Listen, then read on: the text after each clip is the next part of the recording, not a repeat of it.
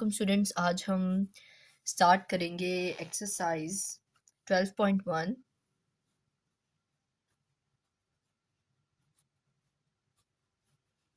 ठीक है, exercise 12.1 question हमारा कौन सा रिमेनिंग था? Question number 4। ठीक है, क्वेश्चन नंबर 4 क्वेश्चन को देख लेते हैं। क्वेश्चन हमारे पास है a group of grade 10 students obtain marks out of 100 in English test. अब ग्रेड 10 के स्टूडेंट्स हैं, उन्होंने ये मार्क्स दिए हैं आउट ऑफ 100। ठीक है, ये हमारा एक तरह से डाटा है, ये रॉ डाटा है हमारा। Classify the data into frequency distribution. हमने फ्रीक्वेंसी डिस्ट्रीब्यूशन टेबल बनाना है। Taking 6 as the size of class limit. 6 हमारा क्या होगा? साइज ऑफ क्लास लिमिट है।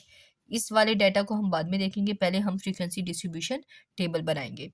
तो अगर हम अपने डाटा को देखें तो मिनिमम वैल्यू हमारे पास क्या है? 33 और मैक्सिमम वैल्यू हमारे पास क्या आ रही है? 62। और साइज हमने क्या लेना है? क्लास लिमिट का 6। तो हम अपनी लिमिट्स बनाते हैं। पहले हम हेडिंग देते हैं फ्रीक्वेंसी डिस्ट्रीब्यूशन टेबल। आपने ये मार्कर से हेडिंग देनी है, फ्रीक्वेंसी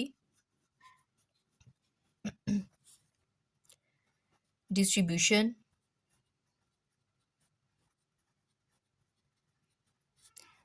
टेबल। ठीक है, मार्कर से आपने हेडिंग देनी है। उसके बाद आपने यहाँ पे कॉलम बनाना है क्लास लिमिट्स का। आपको पता है फ्रीक्वेंसी डिस्ट्रीब्यूशन टेबल में हम क्या बनाते हैं? मेन जो होती हैं वो क्लास लिमिट्स होती हैं और टैली मार्क्स होती हैं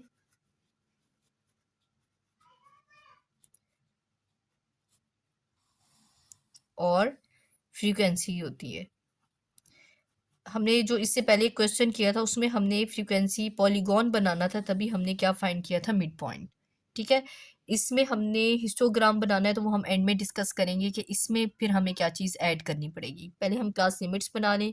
मिनिमम वैल्यू हमारी 33 है, तो फर्स्ट लिमिट क्या बनेगी? 33 से लेके 38 तक। नेक्स्ट आपको पता है कहाँ से स्टार्ट करते हैं? 39 से।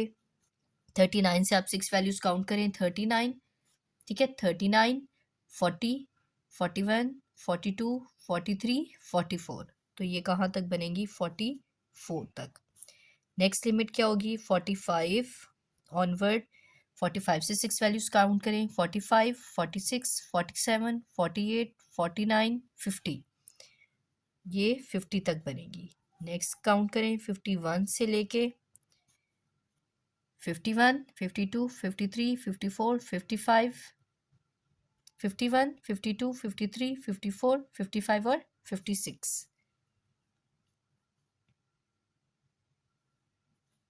ठीक है, नेक्स्ट करें 57 से 57, 58, 59, 60, 61, 62। तो मैक्सिमम वैल्यू हमारे पास 62 थी, तो 62 तक ही हमारी क्या हो गई? कंप्लीट हो गई। अब हमने टैली मार्क्स बनानी है, तो ऐसे रख लेते हैं ताकि आपको डाटा भी नज़र आए और टेबल भी नज़र आए। ठीक है, अब टैली मार्क्स में देखें, 2 वैल्यूज़ करके ले लें तो आसानी होती है। 58 है और 59 है, तो 58 भी यहाँ पे लाई कर रहा है और 59 भी यहीं पर लाई कर रहा है। ठीक है, ये देखिए 58 और 59। अच्छा, नेक्स्ट 2 वैल्यूज़ क्या हैं? अगेन 58 और 33। तो 58 यहाँ पे लाई कर रहा है, 33 कहाँ लाई कर रहा है? यहाँ पर। उसके बाद 40 और 58। 40 कहाँ पे लाई कर रहा है? यहाँ पर। और 58 यहाँ पे लाई कर रहा है। उसके बाद क्या है? 45 और 46। 45 कहाँ ये लाई कर रहा है? यहाँ पर। और 45 के बाद क्या था? 46। उसके बाद है 43 और 45। 43 कहाँ लाई कर रहा है? यहाँ पर। और 45। उसके बाद क्या है? अगेन 45, तो अगेन हम 45 यहाँ पे लगा देंगे। उसके बाद है 50 और 52। तो 50 कहाँ है? अब देखें ये 4 वैल्यूज़ हैं, क्लोज करेंगे 50 और 52। उसके बाद 49 और 50। 49 कहाँ पे लाई कर रहा है? यहाँ पर। और 50 भी यहीं पर लाई कर रहा है। उसके बाद क्या है? 57 और 52। 57 इसको क्लोज कर देंगे और 52 यहाँ पे लाई कर रहा है। उसके बाद है 55 और 49। 55 कहाँ पे लाई करेगा? यहाँ पर। और 49 हमारे पास यहाँ पे लाई कर रहा है। उसके बाद 50 और 62। 50 और हमारे पास 62। उसके बाद क्या है 49, ठीक है 49 कहाँ पर है 49, तो ये क्लोज हो जाएगा, ये हो जाएगा 49। उसके बाद 48 एंड 44, 48 हमारे पास कहाँ है ये, और 44 हमारे पास यहाँ पर होगा। उसके बाद 42 और 47, 42 हमारे पास ये है और 47 हमारे पास यहाँ पर है। उसके बाद है 46 और 47, तो 46 और 47 हमारे पास कहाँ है, यहीं पर है, ठीक है। तो 46 और 47 हो गया। उसके बाद अगेन 46 है, तो इसको क्या कर देंगे, इसको क्लोज कर देंगे। फिर क्या है 53, 53 कहाँ पर है, यहाँ पर। और 53 के बाद है 40 और 44, तो 40 कहाँ पे लाई कर रहा है, ये क्लोज होगा, और 44 हमारे पास यहाँ पे लाई कर रहा है, ठीक है। तो ये कंप्लीट हो गई।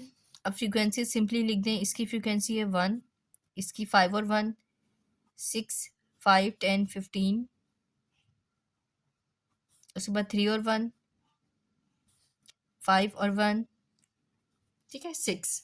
तो ये हमारी क्या हो गई, ये फ्रीक्वेंसी डिस्ट्रीब्यूशन टेबल बन गया। अब नेक्स्ट था इसमें हिस्टोग्राम। अब हिस्टोग्राम जो होता है ना, उसके लिए हम एक ग्राफ बनाते हैं, जैसे हमने पॉलीगॉन वाला ग्राफ बनाया था। तो हम ग्राफ बनाते हैं, उसमें हमें क्या चाहिए होता है, हमें फ्रीक्वेंसी चाहिए होती है और हमें क्लास बाउंड्रीज चाहिए होती हैं। तो हम इसी टेबल में क्लास बाउंड्रीज निकालेंगे ताकि हमें अगेन जो है वो टेबल बनाना ना पड़े। तो यहाँ हम बाउंड्रीज की हेडिंग दे देते हैं, क्लास बाउंड्रीज। अब क्लास बाउंड्रीज का मैंने आपको कॉन्सेप्ट दिया था, हमेशा कहाँ से बनती है, लिमिट्स जब गिवन हो। इसमें से 0.5 लेस करें, ये क्या बनेगा, ये बनेगा 32.5। इसमें 0.5 ऐड करें, 38.5। आपको यही मैंने बताया था ना कि लोअर लिमिट में 0.5 लेस करते हैं और इसमें 0.5 क्या करते हैं, प्लस। फिर इसी को यहाँ पे नीचे लिख देंगे 38.5। इसके सामने वाली लिमिट में हम 0.5 ऐड कर देंगे, ये बन जाएगा 44.5। अब अगेन इसी को यहाँ पे लिख देंगे 44.5 और इसके सामने क्या है 50, तो ये हो जाएगा 50.5। इसको यहीं पे लिख देंगे 50.5। इसके सामने 56 है, 56.5। इसी को यहाँ पे लिख देंगे 56.5 और इसके सामने 62 है, तो 62.5, ठीक है। तो ये हमारा फ्रीक्वेंसी डिस्ट्रीब्यूशन कंप्लीट है। हिस्टोग्राम का डाटा भी है, तो अब हम इसके बाद क्या बनाएंगे, हिस्टोग्राम। हिस्टोग्राम ड्रॉ करेंगे, ठीक है। क्वेश्चन नंबर 4 हमने कंप्लीट किया था। अब पॉलीगॉन के लिए मैंने आपको कहा था वाई एक्सिस पे फ्रीक्वेंसी और एक्स एक्सिस पे मिड पॉइंट। तो अब हिस्टोग्राम के लिए ना वाई एक्सिस पे फ्रीक्वेंसी ही रहेगी, एक्स एक्सिस पे आपने याद रखना है क्लास बाउंड्रीज। इसको याद करने का तरीका ये है, आप याद रखें पॉलीगॉन में मिड पॉइंट ले लेंगे एक्स एक्सिस पे, वाई पे फ्रीक्वेंसी है। हिस्टोग्राम में आपने क्लास बाउंड्रीज लेना है, वाई पे फ्रीक्वेंसी है। इस तरह आप दोनों में डिफरेंस याद रख सकेंगे, ठीक है। तो अब इसको ड्रॉ करते हैं। ये मैंने स्केच बनाया हुआ इसका, ठीक है। अब ये क्लास बाउंड्रीज है एक्स एक्सिस पे, पॉलीगॉन में यहाँ पर क्या होता है, मिड पॉइंट, यहाँ पे क्या है, फ्रीक्वेंसी। अब क्लास बाउंड्रीज जो होती है ना, अपने एज इट लिखनी होती है, ठीक है। इसको लिखने का तरीका क्या होता है, देखिए टेबल में देखें 32.5, इसके बाद 38, 44, 50.5, 56.5 और लास्ट है 62.5, ये मैंने लिख दी, ठीक है। अब फ्रीक्वेंसी में सबसे कम मेरा 1 है, सबसे बड़ी वैल्यू मेरे पास 15 है, तो ये मैंने 3 का टेबल लिखा है। इसमें मेरी 3 से लेके 18 तक सारी वैल्यूज़ क्या हो जाएंगी, कवर हो जाएंगी। डिस्टेंस मैंने कितना लिया है, 3 ब्लॉक्स का लिया है, ठीक है। तो अब प्लॉट करते हैं। अब प्लॉट करने से पहले ना एक बात याद रखनी है, आपने पॉलीगॉन में क्या देखा था, आपके पास इस तरह था, पॉइंट्स को आपने ज्वाइन किया, एक इरेगुलर शेप आई, ये आपका क्या था, ये आपका पॉलीगॉन था। अब जो हिस्टोग्राम होता है ना, उसमें हमेशा क्या शेप आती है, उसमें रेक्टेंगल्स बनते हैं। रेक्टेंगल शेप मतलब जैसे ये है ना आपकी, इस तरह जब आप पॉइंट्स को ज्वाइन करते हैं तो कुछ इस तरह की शेप आती है।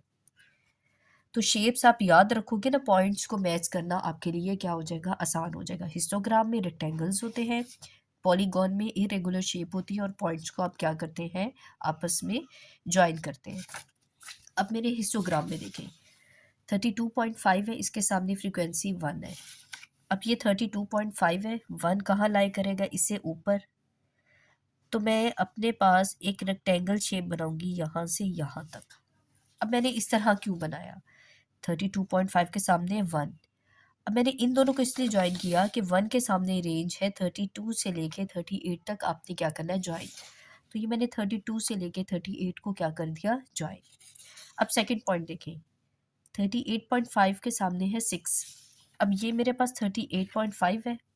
अब मैं इसके ऊपर जाऊं तो मेरे पास 6, ये मेरे पास क्या है, ये मेरे पास 6 है।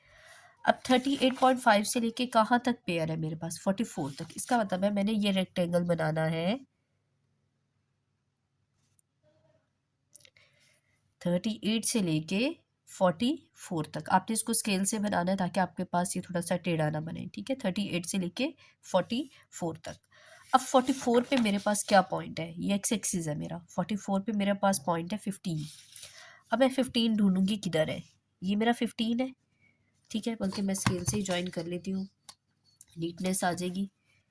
अब मैं इसको ज्वाइन कर दूंगी 44, ठीक है। अब पेयर क्या है, 15 के आगे 44 से लेके 50.5, 50.5 ये है, तो ये मैं इसको ज्वाइन कर दूंगी, ठीक है। ये मेरे पास बन गया रेक्टेंगल। अब 50.5 के सामने क्या है, 50.5 से लेके कहाँ तक चाहिए, 50 के आगे है 4। तो 4 कहाँ लाई करेगा, 3 से ऊपर, ठीक है। 3 से ऊपर तो मैं यहाँ पे बना दूंगी, ठीक है। कहाँ तक, 56.5। अब 56 के सामने क्या है, 6। अब मेरा 6 का है, ये ऑलरेडी बना हुआ है 6, मैं इसको ज्वाइन कर दूंगी, ठीक है। तो ये मेरा क्या है, ये मेरा हिस्टोग्राम है, ठीक है। तो कंफ्यूज नहीं होना, ये बहुत आसान होता है। इसमें आपने रेंज यहाँ से यहाँ तक एक रेक्टेंगल, यहाँ तक, यहाँ तक, यहाँ तक और यहाँ तक, तो ये आपका हिस्टोग्राम है, ठीक है। क्वेश्चन नंबर 4 भी आपका कंप्लीट है।